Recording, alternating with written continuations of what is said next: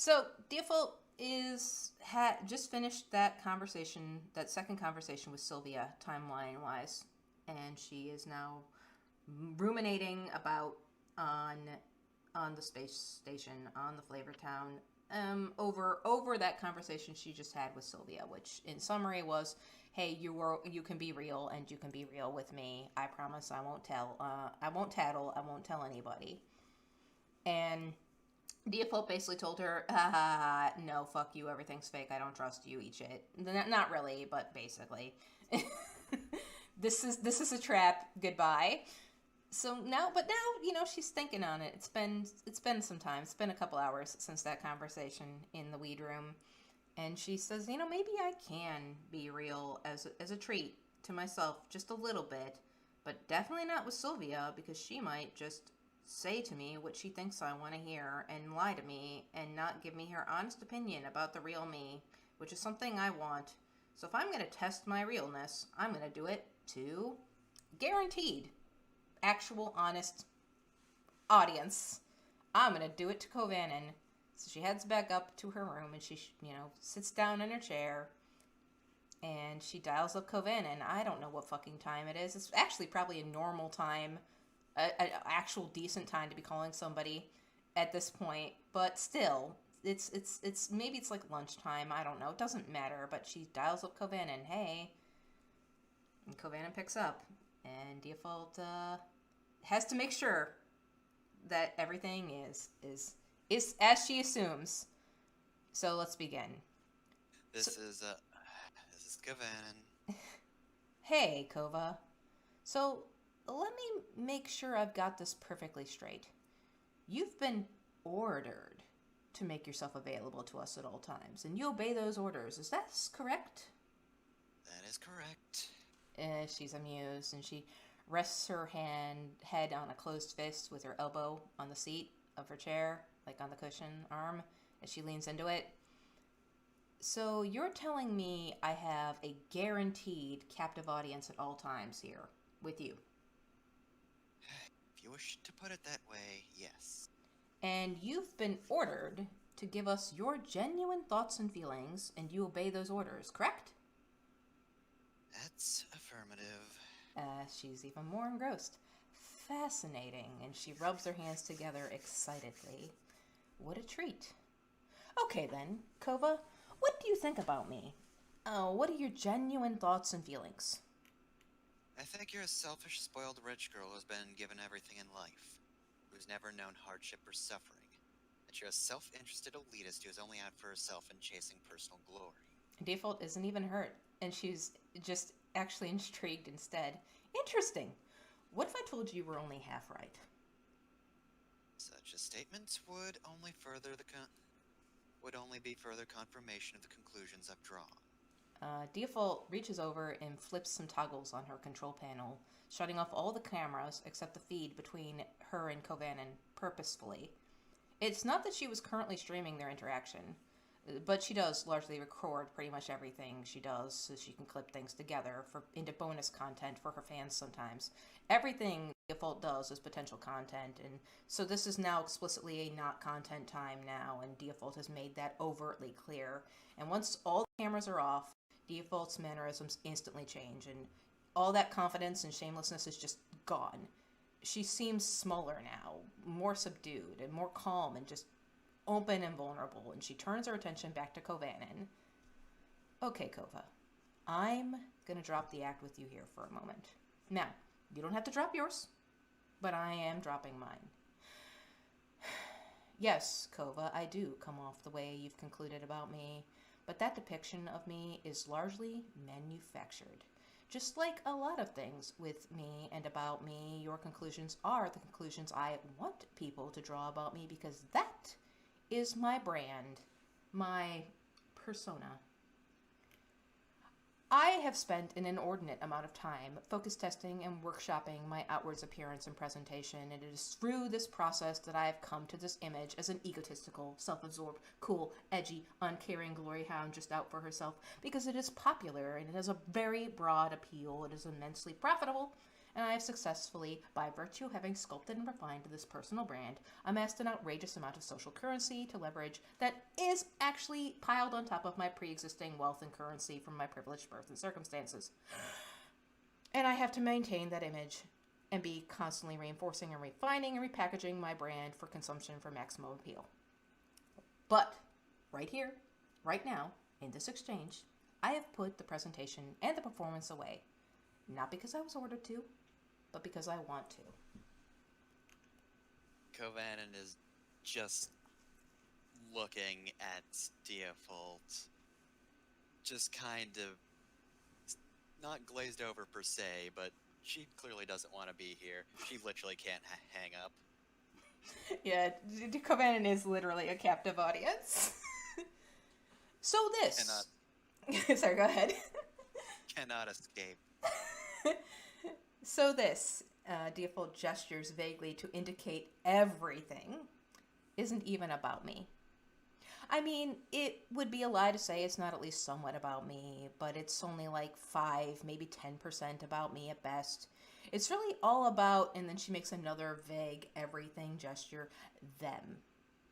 You see, Kova, there was once this guy. Well, he's not exactly a guy anymore. Or maybe he wasn't ever a guy. I don't want to offend anybody who still reveres or worships this guy. But the lore I stumbled across about him. There's probably like a gazillion different stories about this dude. But that lore I found claims that he was originally just a normal dude. Just a regular person like you and me. Well, more like me than like you, fortunately and unfortunately. Fortunately, like me and him, that we're like me, and unfortunate for you that we're like you. So yeah, Kovannin sucks in a breath and sees quietly. Yeah, there you go. Yeah, sorry. Diafault continues. And this dude, whose name I'm probably going to utterly butcher because I've only seen it in text and never heard it said aloud, Siddhartha Gautama, I think that's right, aka the Buddha. He, like me, was born into the lap of luxury, silver spoon in his mouth and everything, and he, like me, could have just chosen to live out the rest of his days in posh decadence, being pampered and attended to, having his whole life handed to him on a platter, or he could have just never had to make a difficult decision or struggle or suffer at all, ever. But for some reason, that coddle life didn't sit right with old Siddhartha, and he gave it all up. Eschewed is the word, I believe. His guaranteed, luxurious life of quiet comfort and contentment, and instead he just walked off and sat under a tree for a real long time. And look, I'm not trying to say I'm him, because I think that would be offensive to the folks who revere and worship this dude if they're still around. I don't worship this dude, and the faith built up around him isn't my faith, but I just find him inspirational and aspirational. So the Buddha, he basically crafted this thing for people to latch onto and help guide them through life, an image perhaps even more healthy than the one I've manufactured. He ultimately came to this conclusion that all life is suffering, and that's where I disagree with him, because I don't think all life is suffering, and it especially wasn't the case for him, because he chose suffering, and I think if you have a choice between suffering and anything else, and you choose suffering, you're at least somewhat responsible for that harm now. Life doesn't always give us a choice, though, and sometimes we just get suffering and only suffering, and we have to pick our preferred poison. But this wasn't his case, and it certainly wasn't mine either. But yeah, it ain't about me, not 100% anyway. Kovannin is just listening to all this, head against her, fist at this point, tapping with the other hand. She's, this whole speech is just going by. And you would think someone with any amount of, self-reflection, enough so to be talking about Buddha, would probably, notice what they're saying and stop, but not Diafault. It would never, no, Diafault's going full, this is the train, baby, we're going. So Diafault continues, she recognizes Kovannin's, just irritated response, but she's just all in at this point. It's about them. Mostly. What they need, and in the form they'll accept it in. We all gotta have a little joy in our lives, Kova. Even if it is a little indulgent, even if it is a bit sinful. The Buddha espoused giving up all things as he believed that's how we'll receive enlightenment, whatever that is. But I say you're allowed to have a little catharsis as a treat. And if I can be the vehicle for that, the pilot and the face of that fantasy of finally smashing a fist into the face of everything that's done them wrong, done me wrong, then I'll gladly be it and give it to them. We're all looking for the message, Kova, but someone has to be the messenger. Kovannin's just scowling at this point. Like, she's just going on, but like, it's not what Diafault would normally say in her persona. There is that, at least. Yes, this is some kind of real. This Buddha guy, he chose suffering. And I'm choosing to do my thing. And that choice matters. But life isn't suffering, Kova. Life is choices. Life is experience. Life is life. We do our best to make the most of it in our own ways. Which is why I think you should get yourself some interests. Start healthy and allow yourself a little indulgence as a treat. And me? I can't be soft and sincere and sentimental like this on camera because that's not the brand. That's not the package they'll receive. I gotta put up this edgy, reckless, glory hog, devil-may-care front so they can have their catharsis. So this moment I'm having with you right now, this is my treat to myself. And she leans back in her chair, like, I'm done. We're good. Thank you for listening. You've been a wonderful audience. So, Kovannin, while she has been seething, is at the very least interested in this. Diafault is being, again, some kind of real, but she is kind of curious to know what Diafault's getting at. Normally, of course, she's not one for frivolous things, working for deliverance. And while we haven't gotten to that can of worms yet, we will soon, so hey. Just letting you know, that's a thing. But, Diafault here is, you know, she has a genuine belief that escapism is actually life-defining. Yeah. It is very different from her usual mentality. Very hedonistic. Yeah. What kind of interests? Well, I personally think you'd be into the old shit. Because you're what rude people would call an old soul. And she makes air quotes with her fingers as she says it. And I'm not talking 9,259 shit. I'm talking real ancient shit from old Terra, which, by the way, I think is made up.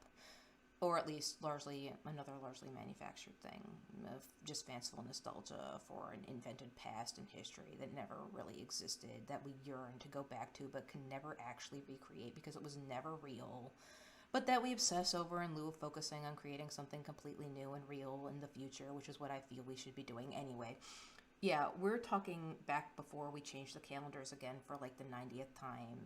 It was called the 1950s. It was like this golden age of prosperity, supposedly. Though I'm sure a whole hell of a lot of people suffered for that golden age and suffered for that golden age so that the gilded people could have their shine. People who toiled for a luster they'd never obtain. Pour one out for them. She actually does spill a bit of her Mountain Dew onto the floor reverently. Pouring one out from the homies. Right?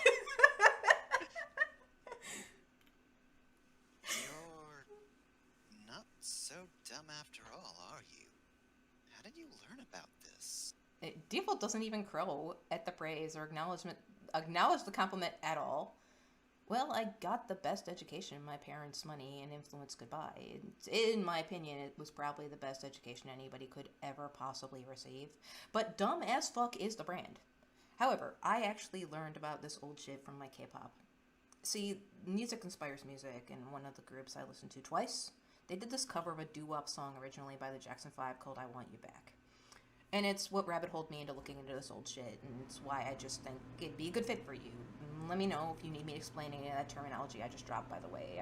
Don't be too proud. I don't want any miscommunications. I'm not going to think less of you for not knowing. I know what music is, and I know what a cover is. The band names mean nothing to me, but I can learn about them on my own if I want to. But this old stuff from beyond antiquity is extremely valuable. Priceless, even. You got your hands on it how? I got my hands on it because I'm me. And I get everything I want, don't I? She's kind of really condescending about it, but in like a weird kind of humble way. Even if it's seemingly impossible. Look, I'm sending you 3 gigabytes of music files from that golden age to listen to if you choose to accept the file transfer. They're high fidelity, and I personally converted them into current media formats so they can be listened to in any current media devices. That means you don't even have to fiddle with any old tech. Just put them in any old media player and just let them go. Oh, I am ostensibly technically sending you a mixtape, by the way. I don't know what that means. Good. It means I like you and I want to impress you. Here's the file. After just a brief pause and a sigh, Kovannin accepts the file. I'm not sure I'm okay with that. Me liking you and wanting to impress you? Yes. I know you're not. Kovannin is clearly just stricken by Diafault's attitude. And just actually being soft for once. Diafault reaches back over to her control panel. I'm going to turn back on the cameras now, and the act has to come back up. All this world is a stage, Kova, and all the men and women are merely players. They have their exits and their entrances, and one man in his time plays many parts. She looks over at Kovannin and meets eyes with her purposely and speaks warmly and sincerely directly at her. Thank you for sharing this moment with me. And then she just flips back on the cameras, and all that vulnerability and honesty just vanishes, as if it was never there. She's back to her cocky, self, just full of bravado, kicking her leg over the arm of her chair and sipping out of her sippy straw with an audible slurp. You're only half right, Koba, because I know quite a bit about my own kind of suffering. She grins into the cameras. The woes of being just too awesome. She winks at her audience and changes topics. So yeah, I'm thinking of just slapping a huge fuck-off cannon on my end. She pronounces this intentionally incorrectly. Rayleigh. Kovannin, at this point, is trying not to change expression. But I think one hand is over the other, and she just sort of digs her fingers into her other, what's the top of the hand called? Just the other hand. the upper hand into the lower hand. Hand's top of her portion. But yeah, she is very clearly struck by the whiplash. Yeah, I think you shouldn't. You should just go home. Kovannin's signing off. And she logs off.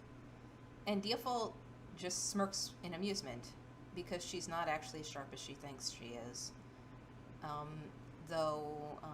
Because she has, once again, legitimately missed the point and thinks Kovannin is just playing her part.